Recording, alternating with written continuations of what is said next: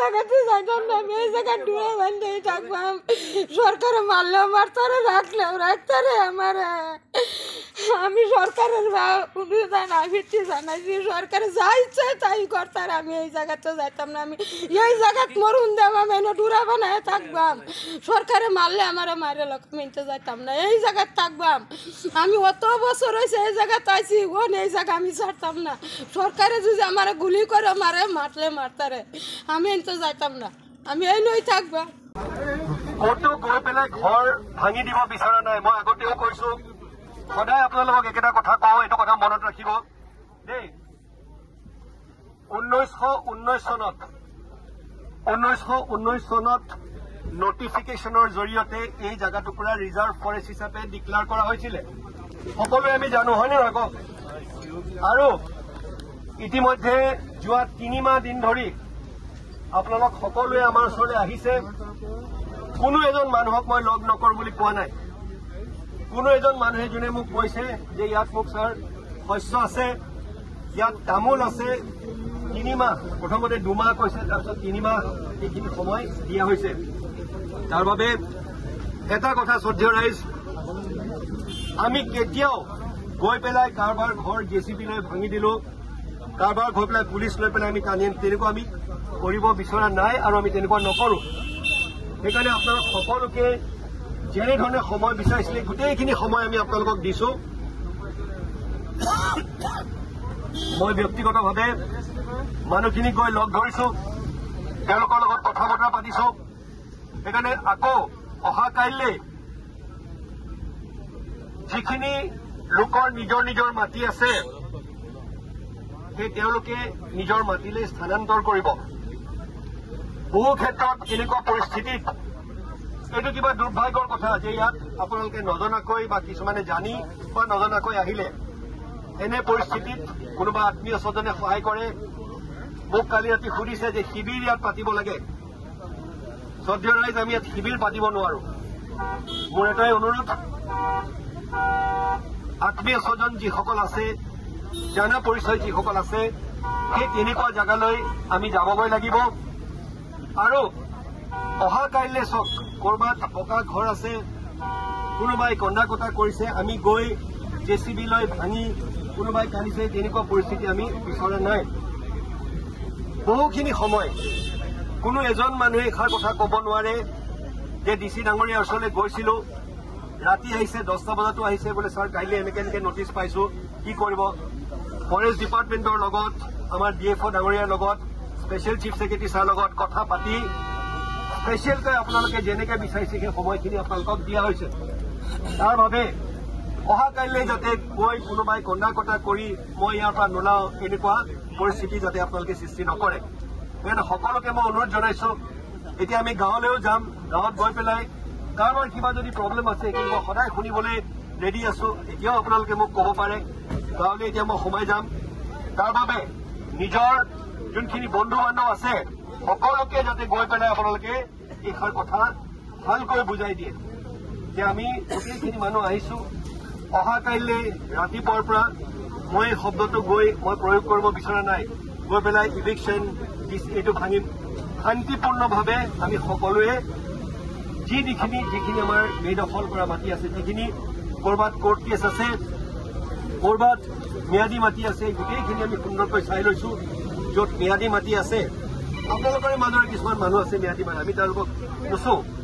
কিন্তু যোনখিনি চৰকাৰী মাটি, যোনখিনি ফৰেষ্ট ৰিজাৰ্ভৰ মাটি, সেইখিনি সকলোৱে যাতে অহা কাইলৈ বেদখল মুক্ত কৰি দিয়ে।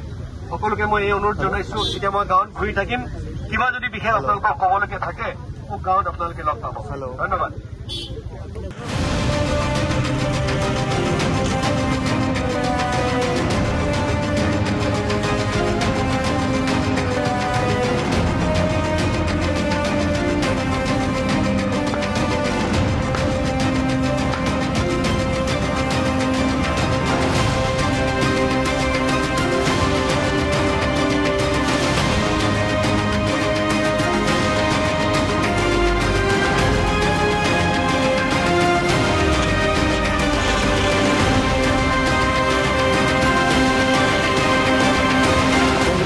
ইতিমধ্যে গম পাইছে আৰু আমাৰ জিলা আয়ুক্ত মহোদয় অলৰেডি আপোনালোক জনাইছে যে লুটিমাই ৰিজাৰ্ভ ফৰেষ্টখন 1928 চনতে সংস্থাপন কৰা হৈছিলে আৰু ইয়াত যিকোনো কাৰণতে নহওক কিছুমান মানুহ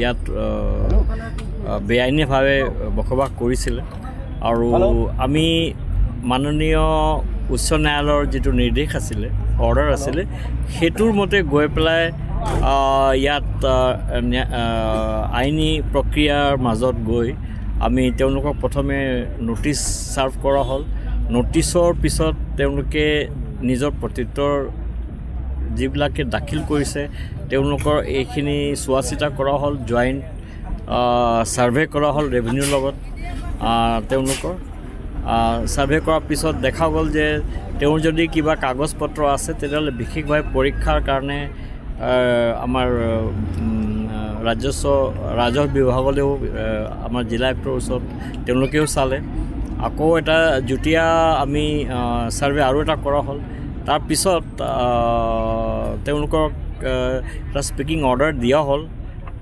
যে এই আপোনালোকৰ যিটো প্ৰতিবেদন এইখিনি মঞ্জুৰ হোৱা নাই আৰু আপোনালোকে যাব লাগিব সেই মৰ্মে আজি আমি অহাকাইলৈ আমি উচ্ছেদৰ অভিযান আমি আৰম্ভ কৰিম বুলি ভাবিছোঁ ইয়াত যথেষ্টখিনি প্ৰিপাৰেশ্যন কৰিছে জিলা প্ৰশাসন পুলিচ প্ৰশাসন নগাঁও জিলাৰ আৰু বন বিভাগে লগ লাগি মই ভাবোঁ যে কোনো অসুবিধা হ'ব নালাগে আৰু অলৰেডি আপোনালোকে দেখিছে যে বহুত মানুহ নিজাববীয়াকৈ ওলাই গৈছে আৰু কাইলৈ প্ৰায় মানুহে ওলাই যাব বুলি মই আশা কৰিছোঁ আৰু এইটো খুব এটা ভাল বনাঞ্চল বনহস্তীৰ কাৰণে যিটো নগাঁৱত উপদ্ৰৱ মই ভাবোঁ যে এই 6000 বিঘা লুটিমাই আৰু 1600 বিঘা আমাৰ বৰপানী এই দুটা অঞ্চল যেতিয়া বেদখলমুক্ত হ'ব তেতিয়া নগাঁও ৰাইজে কিন্তু হাতী মানুহ সংঘাতৰ পৰা বহুতখিনি মুক্তি পাব বুলি মই ভাবিছোঁ কিমানটা পৰিয়াল আছে ইয়াতে 1500 পৰিয়াল আছে এইটোত আৰু আমি আৰু কিছুমান পৰিয়ালৰ ধৰক এতিয়া ন্যায়ালয়ত কিছু কেছ চলি আছে 100 পৰিয়াল তাৰে চ' সেইখিনি যেনেকৈ ন্যায়ালয়ৰ আদেশ হ'ব আমি সেইটো মানি চলিম ইয়াত তেনেকুৱা কোনো অসুবিধা নাই ইয়াতে 1500 পৰিয়াল আছে ইয়াতে 6000 বিঘা ভূমি আছে লুটিমাইত আৰু 1600 বিঘা ইয়াৰ লগতে লাগি আছে দাঁতিকাষৰীত মানে ইফালে আপোনালোকে দেখিব বৰপানী বনাঞ্চল সেই দুটা বনাঞ্চলতে উচ্ছেদ হ'ব অহাকালি আমি লুটিমাই বনাঞ্চলত আমি উচ্ছেদখিনি চলাম আৰু হয়তো এইটো 2-3খন বৃহৎ 6000 বিঘা এলেকা বহুত ডাঙৰ এলেকা আৰু তাৰপিছত আমি ইমিডিয়েটলি আমি একেদিনাটো মই নাভাবোঁ যে হ'ব কাৰণ এলেকাটো বহুত ডাঙৰ আৰু এটা বহুত দুৰ্গম এলেকা চ' একেদিনা হোৱাটো অলপ অসুবিধা আছে কিন্তু অহা 4-5 দিনৰ ভিতৰত গোটেইখিনি